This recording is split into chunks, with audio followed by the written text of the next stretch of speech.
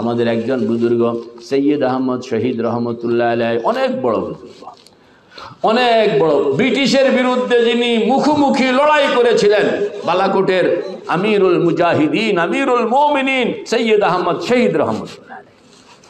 সৈয়দ আহমদ শহীদ রহমতুল্লাহ আলাইহির কাছে মুরিদ হইলেন তখনকার পৃথিবীর সবচেয়ে বড় শেখুল হাদিস, নাম হইল ইসমাইল শহীদ রহমতুল্লাহ আলাইহি। নাম কি? ইসমাইল শহীদ। আরেকজন আছে, উনি হলেন ইয়াহিয়া শহীদ রহমতুল্লাহ আলাইহি। দুইজনে হইল তদানীন্তন পৃথিবীর সবচেয়ে বড় শেখুল হাদিস। এই দুইজনে মুরিদ হয়েছে কার কাছে? সৈয়দ আহমদ বেরলভী।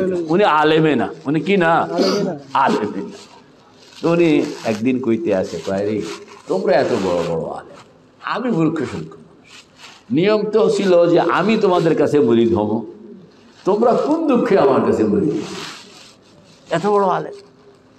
দুইজনে একটা কথা বলছেন, হুজুর আপনার কাছে মুরিদ হওয়ার উদ্দেশ্য হইল বহুদিন পর্যন্ত চেষ্টা করতেছি 2 রাকাত, কন্যা 2 রাকাত সাহাবাওয়ালা জীবন্ত ওই নামাজ পড়তে, যেই নামাজের মধ্যে অন্য কোনো মন অন্য কোনো দিকে যাবে না।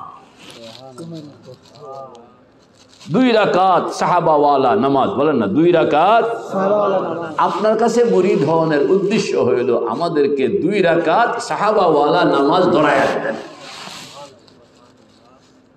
তখন তিনি একটা গরম শ্বাস ছাড়লেন, বলে ইয়ে তো বস কি বাত নেই, বলেন না ইয়ে তো ওয়া ইন্নাহা লাকাবীরাতুন ইল্লা আলাল খাশিঈন। কয় 2 মিনিট টাইম আল্লাহর সঙ্গে থাকা এত সোজা না।